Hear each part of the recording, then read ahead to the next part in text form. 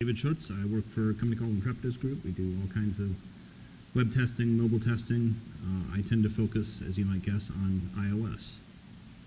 We've come a long way in the last, 20, 30 years. When did that Osborne come out?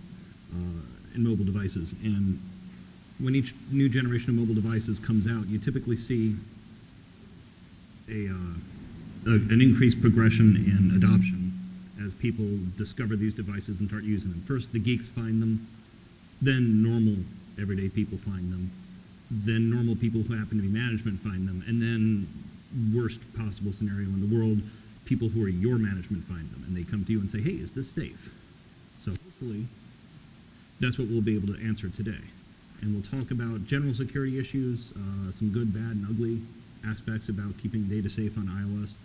We'll talk about the general mitigations and controls that I kind of recommend, and then whatever's left over. So iOS, the good.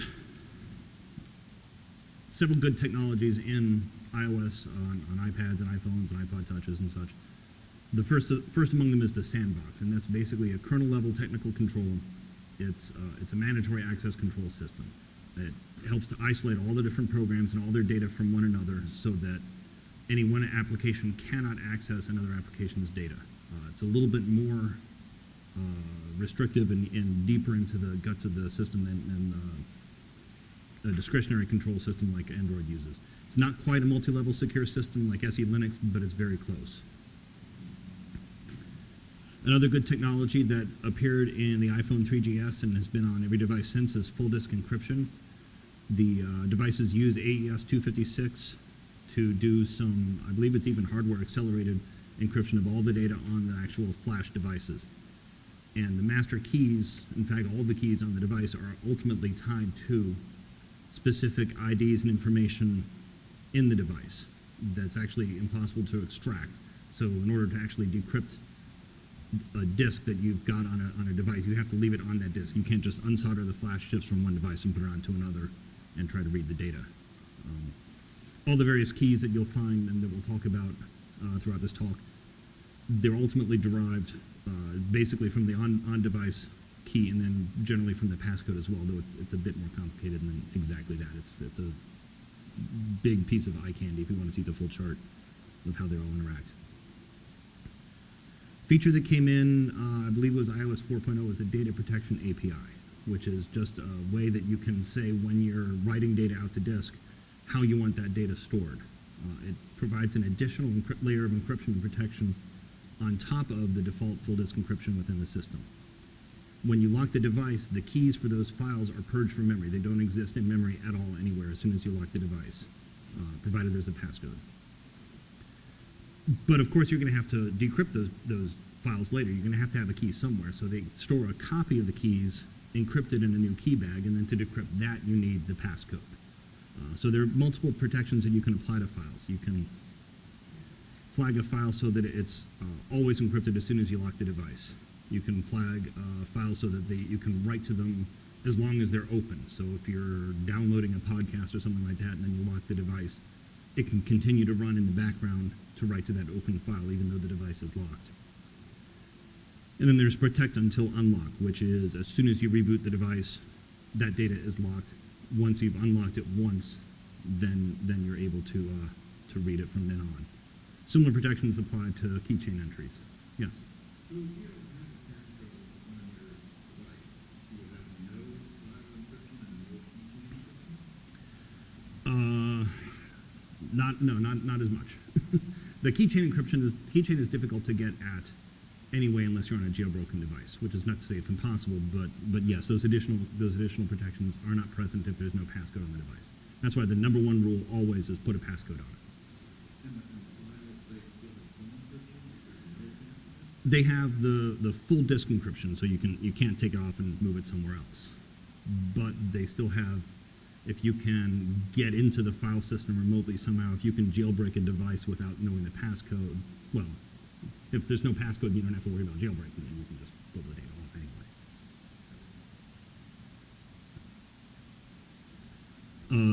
As I was saying, there's similar protections for the keychain entries, and that's actually where I usually see the protect until unlock. You see that flag applied to Wi-Fi passwords.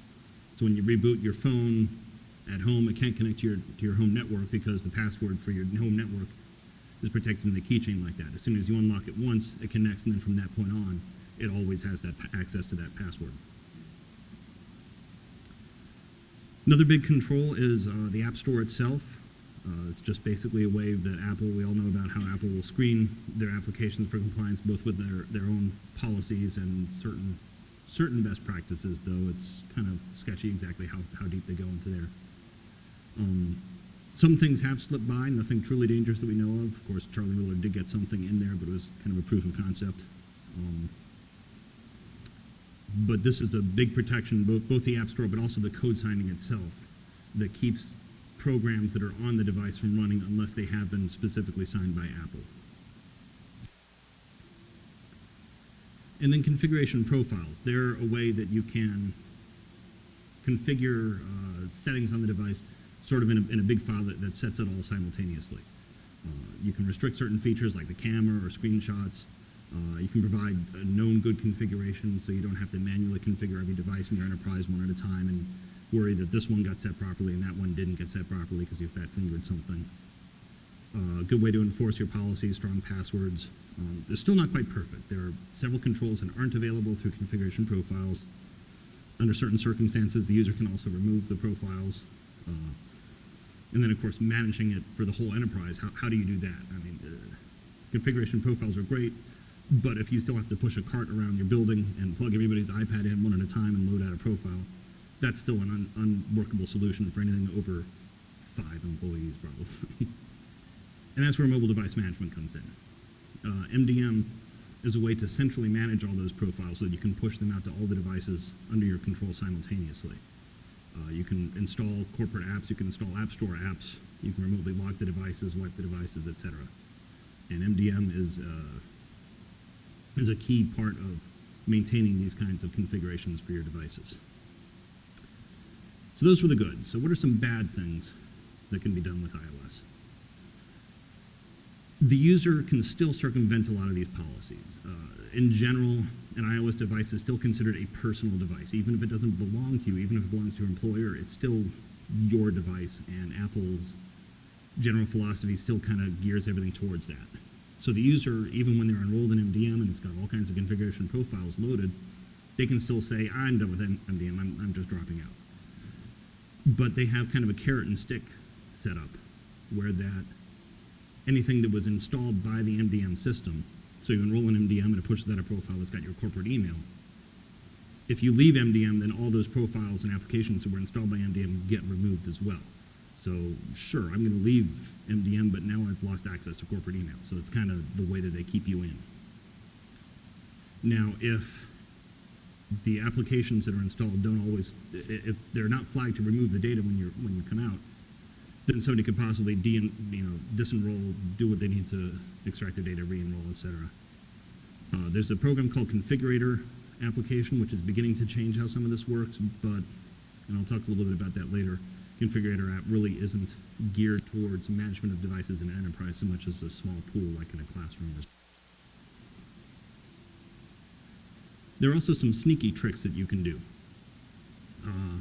Desktop software is available that basically uses the iTunes protocol to communicate directly with the device, and you can easily extract data directly from the device, not just the documents folders that are exposed to iTunes in general, but even cache files and temp files and things like that from individual applications. You still have to have a passcode to get at it, or the device has to be unlocked, but you can still do that very easily. There's something called the DFU boot attacks. DFU stands for Device Firmware Update, and this was a way that you could actually boot a device off of an external RAM disk over USB. It would load up that RAM disk, and now it's not running on the internal OS. It's running off of the operating system you provided, which has been modified, so now you've got an SSH daemon. You can connect into it, get shell access to the files that way. Doesn't work on, I have iPhone 4 and above. I think I was hearing the other day that I may be wrong on this. It might be 4S. But certainly on all the new devices, that's gone away. You can also copy the device keys off of an authorized PC. When you first hook a device up to a PC to sync through iTunes, it says, oh, this is, if it's locked, say can't back up because this is protected by a passcode, unlock your device and try again. So you unlock the device, type in the passcode, and now it syncs. The next time you do it, you hook it up and the device is locked, but it still syncs with the system. That's because it copied an escrow key bag off of the device and onto the local desktop or laptop. From what I've seen so far, at least on the systems I've looked at, I don't know if the newest iTunes fixed this for Windows, but Windows and Mac, those keys are all in an unprotected space. So you can actually, if for example you have access to your coworker's machine, maybe everybody's got Active Directory logins, or something like that. You log in his machine, go to the right folder, grab the key off of that, copy that onto your machine, and now you can just simply sync his iPad to your account.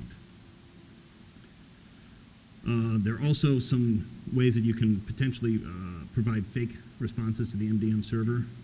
It's not an easy sort of thing to do, but it's definitely a sneaky trick, where when you enroll in MDM, you don't actually enroll your device, you enroll a script on a server that you control, and then you enroll your device into your own server and pass information back up. So now MDM messages go to your device, get forwarded to you, you proxy it back up. It's kind of a strange approach, but it is possible because of the way that MDM protocol is written, that you could get really sneaky and fool the server into thinking you're compliant with all the policies when in fact you're not. And of course there's jailbreak. When you jailbreak, you're getting direct access on the device to everything that's on it. It disables kernel level controls, the sandbox, the code signing, etc.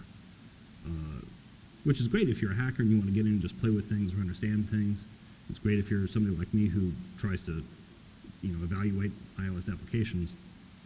But you're literally hacking into the phone. You're exploiting a vulnerability to get access. So the fact that those vulnerabilities exist in the first place is a weakness in the system. Though fortunately, the jailbreak vulnerabilities that have been susceptible to drive-bys were both fixed within 10 days each. You're also kind of trusting that the jailbreak community isn't putting some kind of rootkit into your rootkit, but so far we haven't seen that happen. Some of these jailbreaks are easy, some are hard. As I said, the jailbreak me, that was a drive-by. You just surf to a website, slide a thing, and you're jailbroken. Those got fixed quick. And successive jailbreaks have been harder and harder to come by. The last one took 4 or 5 months before it came out, and then within a month, the latest iOS patch 6.1.3 has fixed that jailbreak as well. So they're definitely getting harder and harder to jailbreak. How would an enterprise protect against jailbreaks on your devices? The best protections are still coming from Apple. As I said, the two drive-by vulns were patched really quickly. Newer devices have further increased protections, like they fixed the bootware, the DFU boot firmware bug, so you can't jailbreak that way. They're just making it much harder. If you saw the talk on Tuesday from Dino Daisovi, just the attack graphs that started simple and got bigger and bigger and bigger, and to the point where he can't even fit the latest one onto a single slide because it's that complicated. That's how hard the jailbreaks are getting. So one thing people ask us about all the time is, okay, well, how do I get jailbreak detection? Why can't MDM detect jailbreak? Why can't my app detect it? There are things you can do to detect it, little telltale signs that your application can look for on the device, but you can't rely on that 100%. When you get right down to it, the device is no longer trusted. That's the whole point of the jailbreak, is you get in and do things that aren't trusted. If the device isn't trusted, then how can you trust the detection of the jailbreak? There's actually software in Cydia, which is the sort of the app store for jailbroken devices, that can spoof an awful lot of the checks that jailbreak detectors will look for. So it says, hey, are you good? And it responds, sure, I'm good, and your app carries on its merry way. And I actually had an application recently that was successfully detecting jailbreak on the iPad I was trying to test on.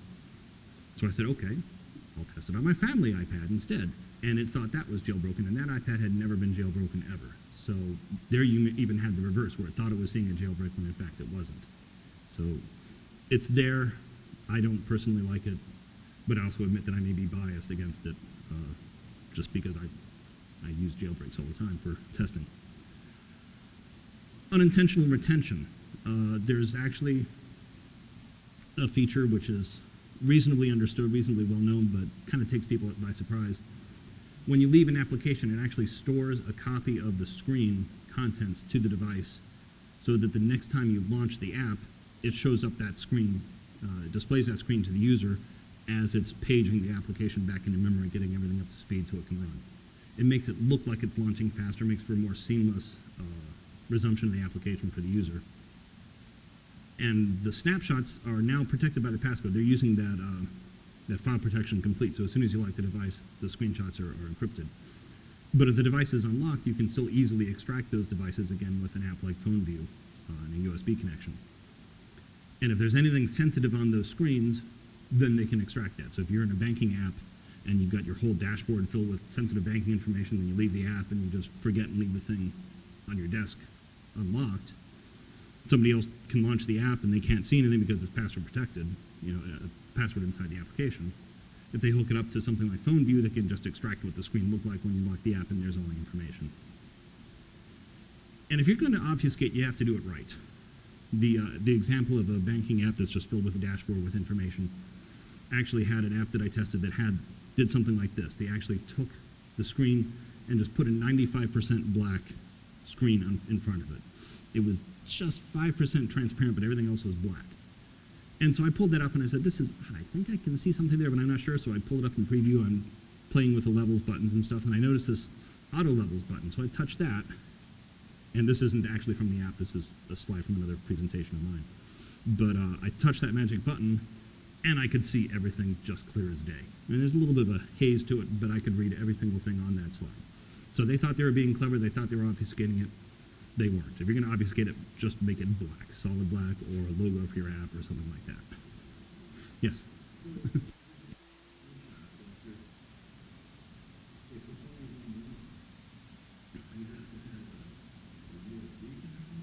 Yes. No. As long as it's not jailbroken, other apps can't access data from other applications. So yes, if your device is, even if your device is unlocked and there's sensitive information in a screenshot, it can be accessed by someone with physical possession of the device over USB, but not by other applications. And in iOS 6, they added an extended preservation API, so now you can preserve more than just what's on the screen, but this is an opt-in system. So you actually have to say, all right, this view, I want this view to be basically pickled up and saved off to the disk as an object. It can contain the contents of fields and checkboxes and views and stuff, so you need to be careful when you're looking at apps to make sure that this kind of data isn't being retained. There's also some really crazy stuff you can do to attack iOS devices. Passcode brute forcing.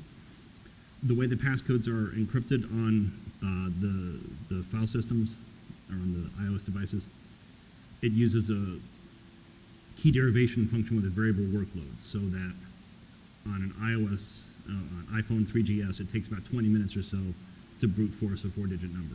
On an iPhone 5, it takes about 20 minutes to brute force a 4-digit number, because they've increased that workload, so it's the same workload across all the things. With the old DFU boot bypass that you could do where I described earlier, where you could actually boot off a USB, log in with shell access, you could then brute force those passcodes, and if you had a 4-digit passcode, you could do it in 20 minutes. Again, since they've closed that loophole, you can't do that on newer devices, but that's not to say that there might be actual signed boot device bootloaders that you can use from Apple that could do that. Conspiracy theorists think there probably are. I don't know. There might be, there might not be. Either way, it's still something to be concerned about. 4-digit passcode is probably still a bad idea. There are also some forensic attacks that you can do if you have access to an unlocked device. Normal files, just general data files, can have breadcrumbs that are significant forensically, listing the Wi-Fi networks you've detected, listing some of the GPS locations you've been at, history for web searches, map searches, all your SMS logs, stuff like that. Yes?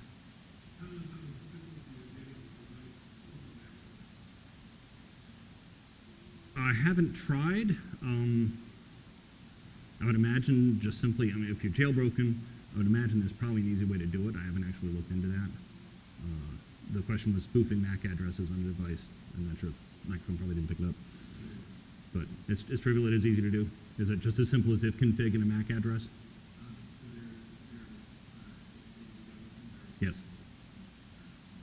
There are apps you can download that will change it for you. So it's not just at the command line ifconfig MAC equals X, but it's not far off from that. Okay, but again, it has to be a jailbroken device. Yeah, you should never use a MAC address, which is sad because MAC, the other MAC, is a good authentication method because that's a different HMAC, but that's namespace collisions. Anyway, back to forensic attacks. There's also some people who've done some research where they've actually looked in file system journals on the file system and found partial encryption keys, partial or sometimes even full encryption keys that can then be used to decrypt locks on the device. So it may actually be possible doing full disk searches to recover file keys and actually even undelete some data, even beyond a disk wipe. Because when you wipe a device, it doesn't actually zero out the memory, it just throws away all the keys. Which, since everything was encrypted at the base level with a full disk encryption, as soon as you throw away that key, it's now 256 bits hard to decrypt all that data to recover it. It's essentially wiped. But if you can go through and find partial keys in the file system, that kind of brings that protection back down to a more attackable level. And then finally, again, another really sneaky thing, really crazy thing, evil-made attacks. The MDM protocol isn't a very high integrity protocol. You can actually forge messages from the server if you can interpose yourself between the server and the device. So send fake commands to the device. Under certain circumstances, you can actually resend the enrollment profile to the device and have the device say, oh yes, I'm going to enroll in MDM. Oh, it's exactly what I had before. I won't tell the user I'm doing this. I'll just send a new copy of my unlocked keys to the server. And since you're not talking to the real server, you're talking to an attacker, now he's got the copy of the unlocked keys, so now he can send a fake unlock device command to the device, and now it's been unlocked. It's kind of a long, very complicated, very difficult attack, but evil-made attacks on an encrypted laptop aren't exactly trivial either, so it's a crazy attack. I don't know if anybody would actually do it unless you're a nation state. So how do you fix these things? Ultimately, as always, it comes down to various controls. Technical controls, procedural controls. You got to be able to manage those controls. There's also commercial data vault applications, and then of course there's secure programming practices when you're creating your own corporate apps. And I'll talk a little bit about all of these. So top 6 controls. These are kind of my advice, just from the experience I've had. You go somewhere else, they might give you slightly different advice. Strong passcodes, encrypt your backup, disable Siri, etc. We'll talk about each of these in turn. Strong passcodes, I was saying before, the 4-digit passcode can be cracked in 20 minutes if you've got access to a shell on the device. So you can do the math to figure out your own comfort level as to how big you want your passcodes to be, how complex you want them to be. Obviously, a 5-digit numeric code will take 10 times as long as a 4-digit code. If you add a number or a letter to it, now you factor in 26 or 52 if it's uppercase, lowercase, etc. And again, even though the DFU attack isn't present on newer devices, it's not to say that there isn't some other way that people can get in with a signed image, or that there might be future exploits that can get in there. So it's probably still a good practice to have a strong passcode. You should also make sure that your device auto-locks quickly, both in terms of just sitting there unlocked after a couple minutes it'll lock itself. Don't want it to go too fast because otherwise it locks while you're reading the web page. And then when you tap the sleep button, it should probably go to sleep immediately or within a minute or so. Advantages to this: increases resistance to brute force. So if somebody can get into it with a shell, they can't get at stuff. Also, the primary advantage is it ensures those data protection features, the data protection API, all those additional encryption options become available when you have the passcode on the device. Well, I should caveat that very few apps today are using that, which drives me crazy since it costs absolutely nothing to add those data protection features to your app. Disadvantage of a strong passcode: complex passcodes are a pain in the neck to enter, especially if you've got punctuation that isn't available on the first screen. If you got to go tap, tap, tap, and then the funny piece of punctuation, it's just a pain. If you have to do that every single time you unlock the device, it just gets cumbersome. Yes?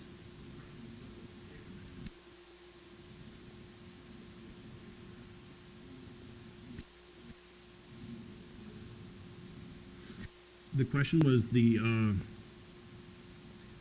you enable data protection with the passcode, the data protection features are it's available to any application on the device.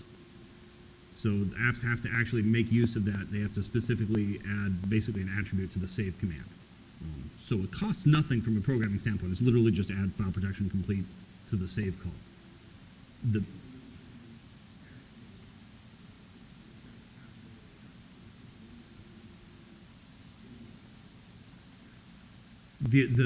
you still get the advantage of having the device locked. Still gives you an advantage in that somebody just can't pick up a locked device and connect it to a machine as long as they don't have an escrow code.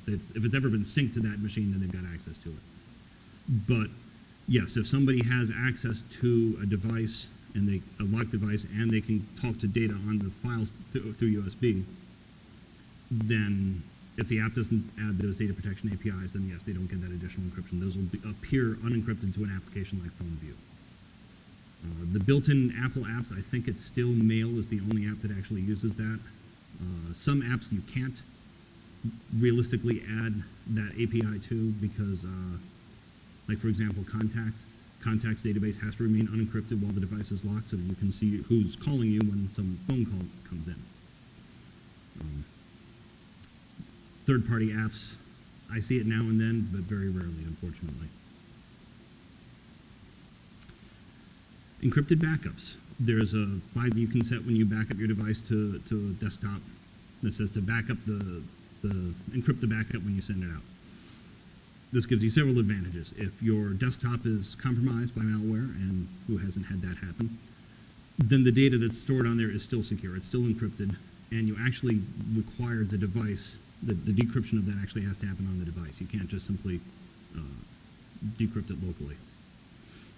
Saves the device to the contents of the keychain, which is very useful. So all your Wi-Fi passwords, etc., will get backed up to the desktop if you have encryption set up. Makes it hard to just simply extract everything all at once. Prevents the evasion jailbreak, which at this point you can prevent that just by upgrading all your devices to 613. But the way that jailbreak worked is it created corrupt backup databases, restored them onto the system, and kind of built from there. So by encrypting the backups, you made that impossible to happen. The big disadvantage of having encrypted backups, if you forget the password, you can't restore. You can't even reset the password. Even if you've got, access to the device itself, you can't reset the password. If you want to restore, you got to just start all over with a fresh device. And then, again, if the device is unlocked or you've got an escrow key from a machine you've synced on, you can still extract individual files when the device is available.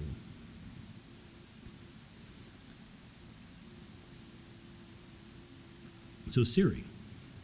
Siri is kind of neat when it works right. I still use it a fair amount. You can configure it so that when your device is locked, Siri isn't available. When Siri is available, when the device is locked, you can do certain things. You can look up some contacts. You can send SMS messages to people.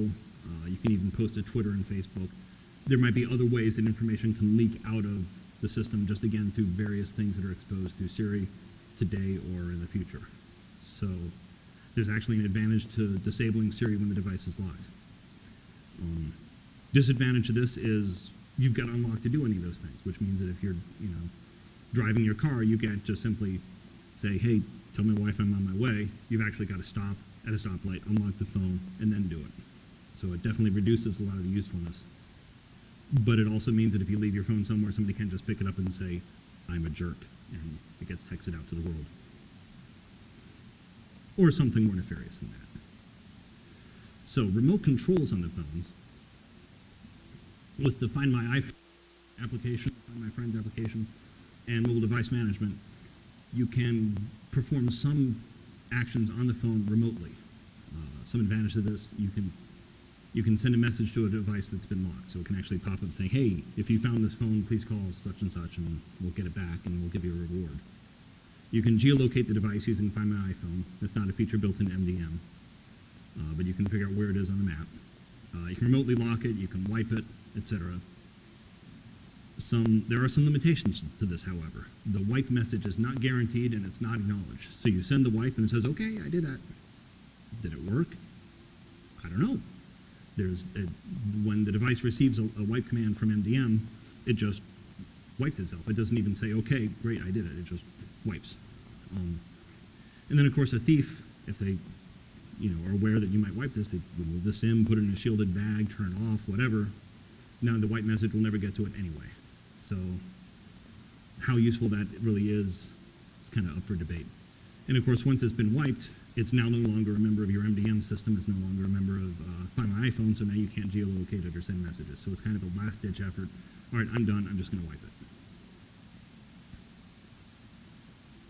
Another control that I have recommended, and I've got this on all my kids' devices, is not creating new accounts. You can actually, under the settings panel, you can restrict the creation of iCloud accounts, email accounts, etc. An advantage to this is that if you have corporate devices set up for corporate email, the end user can't add their Gmail account and now exfiltrate data just by cross-posting into Gmail. So it gives you additional controls over inbound and outbound data. Disadvantages, it reduces the utility of the device for the end user. Sure, you've controlled it down to corporate specs, but now the user might not be as happy because they can't do as much with it. Also, these restrictions are just for built-in applications, for built-in mail, built-in Twitter, etc. Doesn't apply to third-party applications. You can still download a Twitter app and install a Twitter account that way, or download a Gmail app. Do they have a native Gmail app again?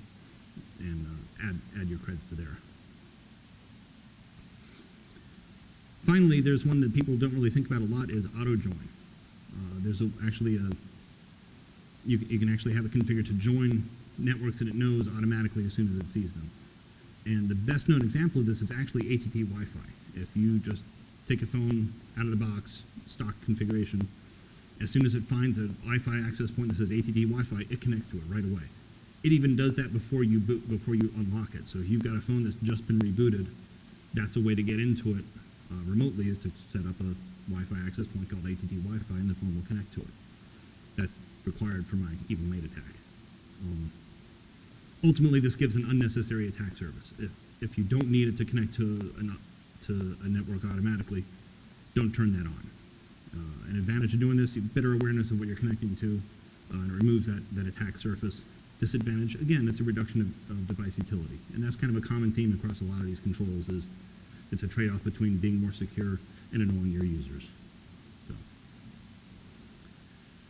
So lots of different controls. How do you manage all these things? There's ways that you can lock down controls that will actually prevent the end user from changing them. You can, for example, in the settings application, you can go to the restrictions section and set various controls in there and lock that section with a separate passcode. Unfortunately, that needs to be done manually at the device. You actually have to have the person unlock it. You set the things, set up a new password, and now security or IT has to associate that password with that device so that they can change things later. Huge configuration nightmare, obviously. You can also configure, put passwords on configuration profiles, or even set them not to be removed. But again, now you've got another passcode to manage, another system to worry about. You can install profiles over USB or over MDM, which is probably the best way to do it. But again, as I said before, you can remove the profiles by leaving MDM. So there are ways to lock them down. All the lockdown ways, all the methods of locking down configuration profiles have some drawbacks or limitations. In iOS 6, they added a couple additional features for profiles. You can actually set expiration dates to profiles. You can either have it expire on a particular given date, absolutely, or after a certain number of days, which is great because now you can grant somebody temporary access to a resource, grant them access to email by putting in the configuration and maybe certificate-based authentication or something like that. And then after 2 weeks, it goes away. Of course, the disadvantage is the user might not be ready for that to go away. If they've forgotten or if their task goes on longer than expected, you have to be sure to update that profile before it goes away. Otherwise, boom, it's all gone, and now they have to start over. Then we've talked about mobile device management. Remotely controlling device configuration, instantly update all of your devices across the enterprise. There are also additional controls available through MDM that aren't available locally. There are additional passcode settings, for example, in terms of length of the passcode, complexity, uppercase, lowercase, special characters, things like that, passcode history, additional VPNs. There's several features that are available through MDM profiles that are not available to the end user just in the settings app. But as I said before, it's not a high integrity protocol. There's ways to spoof data, spoof messages both directions, and the end user can always withdraw. So if you're using MDM, the settings that I recommend for MDM per se, just within the MDM system, is have the client sign the responses back up to the MDM server. This will provide some additional protection against spoof responses. It's not perfect, but it's something. There's a flag that you can set to check out when removed. So if the user says, I'm done with this, hell with them, man, I'm going to extract, disenroll from MDM, the device will actually try to contact the server and say, okay, bye, I'm leaving. It doesn't have to do that, or the server doesn't have to respond before the device withdraws. So if they withdraw from MDM while they're not attached to a network, it'll just withdraw and the server will never know about it. They'll eventually figure it out just by, they won't get responses to all the queries that the MDM sends. But if they're playing nice, if the user's playing nice when they withdraw, then at least the server's notified as soon as they do it. You should also be sure that you're requiring some kind of authentication to enroll in MDM. You don't want to make sure that outsiders don't discover your MDM server and just basically connect to it and pull down your default profile and then maybe use that as a leg into either spoofing MDM services to other devices or just getting in other information. If they can spoof the whole thing and they pull down the next, maybe they spoof an enrollment, now they just pull down the email profile, now they've got the name of your email server. So the method of how authentication is required for enrollment is going to vary from MDM vendor. That's not actually part of the spec. That's kind of before you enroll. But there's ways that you can have that set up so you have to enter one-time codes or Active Directory authentication, things like that. Once you've got MDM configured, here are some of the things we've recommended to customers to use MDM for. Things that are configuring connectivity between the devices and the corporate network.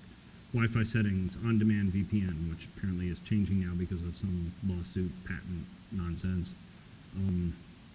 Using certificate-based authentication so that you can actually push out a cert that grants access to the Wi-Fi or to various corporate servers, etc.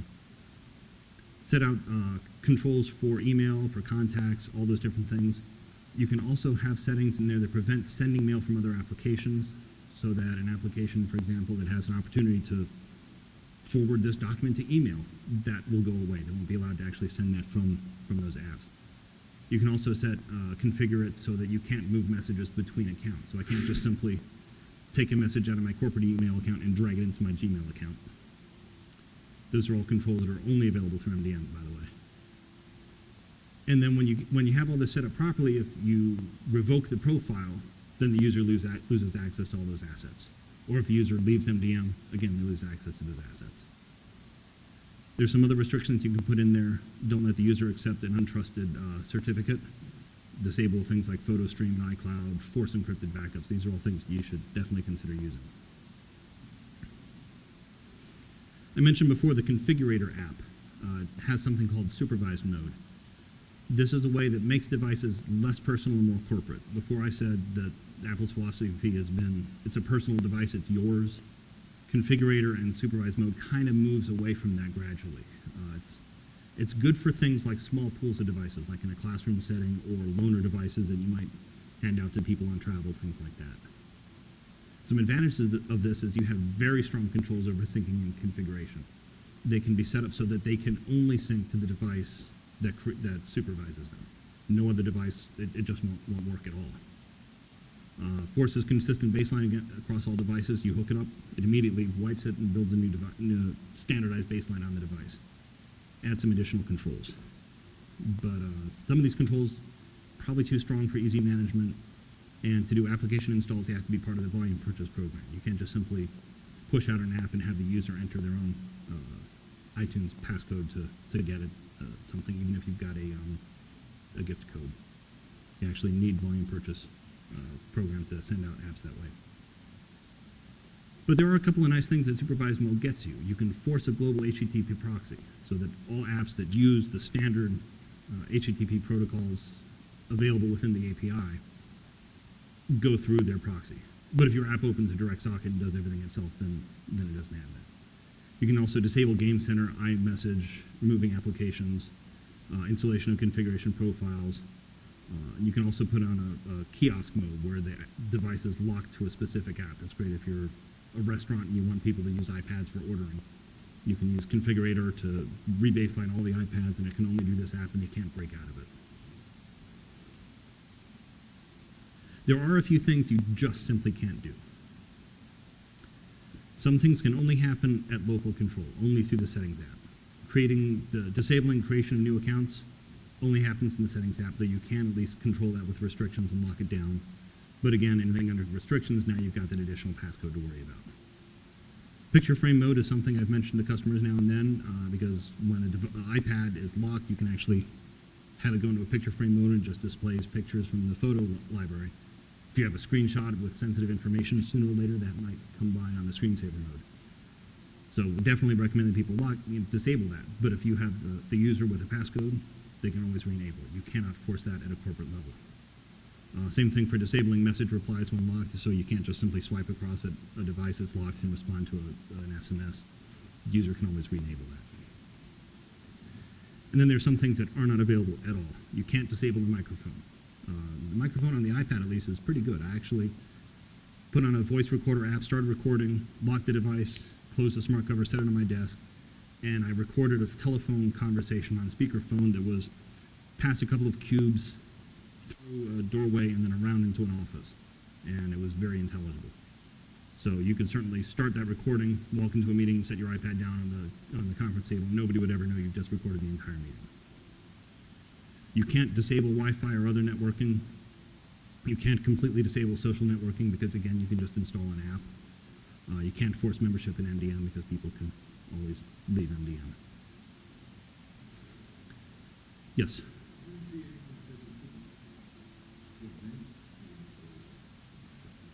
You can do that. You can turn off different applications, both at the local settings through restrictions and through configuration profiles. You can disable things like, well, not YouTube anymore because they took away that native app. But you can disable the App Store. You can disable Safari. You can disable things like that. So you can prevent people from installing apps. The caveat on that, though, is that if you disable the App Store, not only do you disable the little icon that you tap on that's, users can go by apps, but you also disable the ability to push out an application through MDM. Apparently they go hand in hand, unless that's changed in the last release.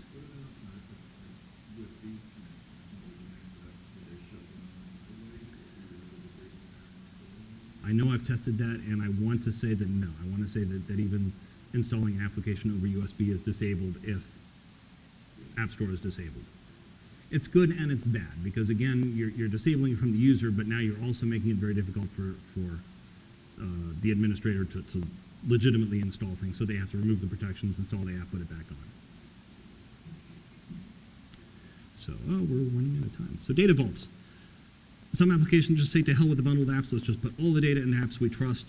Things like Good for Enterprise, etc., where you've got just a giant monolithic application that's got email and contacts and secure data storage and all that.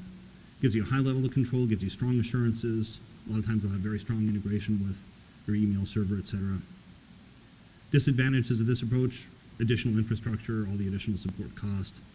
You lose integration with other apps. So now everything's in, this nice little self-contained application, but now you can't share that with other apps on the device, and you lose a lot of the potential bingo sheet word synergy that you might have amongst all the other applications, all the utility of the device. So again, you're losing some of the usefulness.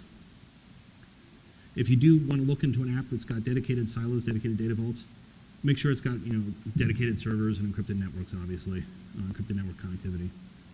You're looking for things that have got email and calendar and web browsers, file browsers, etc. Document isolation, so it's not easy for somebody to just simply copy the data out. A lot of these will have very robust remote management, so you can lock things out. You can remotely remove files from the user. Some may even have more advanced DRMs on them, so even an authorized user, after a week, the documents that they have they can't access anymore. Make sure also, obviously, that you enforce strong passcodes on these. And also make sure that the vault really is a vault, that they are actually encrypting the data like they say they are, and they're not just leaving it open. I reviewed a popular document viewer, supported multiple passcodes. You can do one at the application level, so as soon as you launch the app, it asks for another passcode. Even at the file level, so you can say all these files have a passcode on them, so you have to type in the passcode for that. The problem is it's only restricted access through the application itself. All the data remained on the device unencrypted, which means that I could have extracted all of them at any time with phone view. To their credit, they very clearly explained all of this and how all this worked in the documentation, but you had to look for it. And if you didn't look for it, you would probably have fairly reasonably assumed that everything was encrypted and protected when in fact it wasn't. Some quick development tips. You could easily fill a multi-day course with development tips on iOS. So some quick tips. Validate data that comes into the app, even on a device. There's still possible to do some kinds of cross-site scripting and SQL injection against the data within the mobile application, or if the app connects to a remote server, through the app back to the server. Restrict sharing options. Your data is not secure if you load up a PDF in your protected viewer, and there's a little button in the corner, you tap that and it says, send to iBooks. Oh, hey, now I'm on iBooks. And once you're in iBooks, send to mail. Oh, now it's in mail. You've just extracted the document. So be careful what kinds of built-in features, data sharing features you're making use of in the OS. Make sure you're using SSL securely. Reject expired certificates, self-signed certificates. Validate the certificate chain as well as you can. Even consider certificate pinning. That's something that drives me crazy with mobile applications. They own the server, they own the client. Let's pin it. They own the whole thing. There's no reason not to have strong identification of the certificates there. But that's something I still very rarely see. Of course, certificate pinning makes our jobs harder, but we'll live with that. Data retention, I talked about that. Obscure the screenshots before the application goes in the background. Do it for real. Replace it with a solid image, or maybe put your app logo or something in there. The UI preservation API, take care if you're going to use this. Make sure that sensitive fields are not being saved off. Remove any debugging code. NSLog data gets saved off to a little log file, and you may say, well, there's no log viewer on the phone. Well, there is as soon as you hook it up via USB and you go to a console in iPhone configuration utility. Now you can see a lot of log data that way. If you're saving something sensitive in the logs, the user might be able to pull stuff out of that. And of course, the data protection API. I said before, that costs you nothing to add. It's literally a word you add to the save message when you're actually sending out a save command. Make sure you're not putting anything sensitive in unprotected files. So if you have credentials, if you have account information, user IDs, don't put it in the preferences file for the application, because that's unencrypted and available to anybody with access to the device, to an unlocked device. Put them in the keychain, encrypt them, do something with them, just don't leave them lying around. So use the keychain, put all that stuff in there. The default accessible when unlocked is probably the best way to use it. If there's some apps that may need to work in the background, accessible after first unlock works. For very sensitive items, you can actually add this device only, and that will keep those keychain entries from being backed up to the desktop, even on an encrypted backup. So those never leave the device. So ultimately, what is our risk?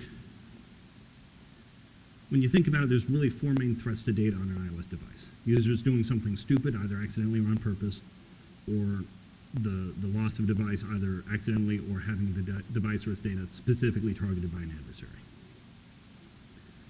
Simple user mistakes like cross-posting emails, sharing docs, etc., leaving the device unlocked, those are all mitigated by the data vaults. Everything's going to be remediated to some degree by data vaults and dedicated applications and silos and such. Strong technical policies, passcodes, etc. Some other controls, they're all good for guarding against user mistakes. Users deliberately doing something bad is much harder to protect against. If they are allowed to sync, they can sync to their home desktop. They can send files through email. They can have specialized apps either on the desktop or on the device, primarily on the desktop, that can help you get out data. These are mitigated somewhat by forcing encrypted backups, especially if you can set up so the user doesn't know what the key is.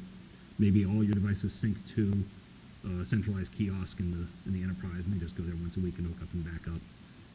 But logistically, that starts to get problematic. Talked about supervised mode, but that's obviously very difficult to manage on a large scale. And again, protected data vaults. But even those are still not perfect. If the user has access to the device, they know their passcode, they know the passcode to get into the data vault. Ultimately, if they try hard enough, they can get it. They can reverse engineer the application, they can figure out how the keys are stored, now they've got their key and the other key, and they can decrypt everything. But it's a very, very high bar. The other two threats, loss of the device, simple theft. You leave the phone at a coffee shop or on a plane. Strong passcode protects against that. The ability to remotely wipe it protects against that. Ways to get around some of these, again, you can put it into a shielded boost bag and the wipe won't happen, the remote wipe won't happen. Most of the time, if you lose a device in a coffee shop, whoever picked it up is just going to wipe it and sell it. So you're probably okay in that case. Targeted attacks are, again, harder. Somebody knows this device is yours, they're going to try real hard to get stuff on it. They can put malware on the PC where it's being synced to try and extract stuff if it's hooked up. They can do black bag jobs to actually break in and do things. Yes?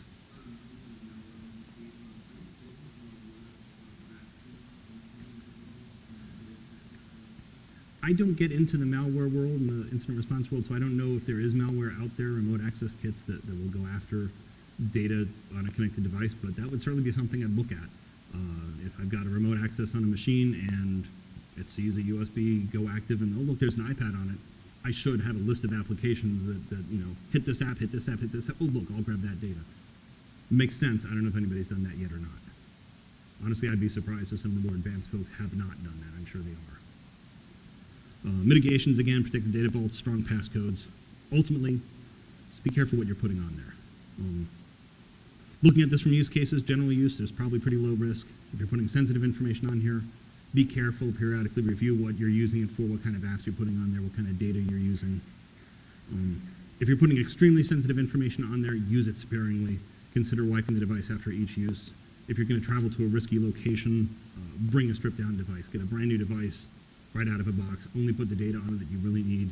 If you absolutely need access to some kind of email, maybe connect to a throwaway email account created just for that trip, things like that. Unfortunately, CEOs don't really like this advice, and they'll probably use it anyway, but at least you will have suggested it. Predicting the future, jailbreaking is going to keep getting harder. Vulnerability is going to be more difficult. But the biggest danger is still going to remain the device users. They've still got access to the device. Ultimately, if they try hard enough, they can still get access to the data on the device, so they can still pull stuff out. So the insider threat remains the biggest threat. Got a couple pages of references here, and whenever these slides get posted, if they're not posted on the website here, I'll make sure they're posted somewhere else, and I'll announce it on Twitter, so you can get access to most of these. But most of these are pretty much well-known references you can find just by searching. So thank you all very much, and we're out of time, so if you have any questions, just hunt me down.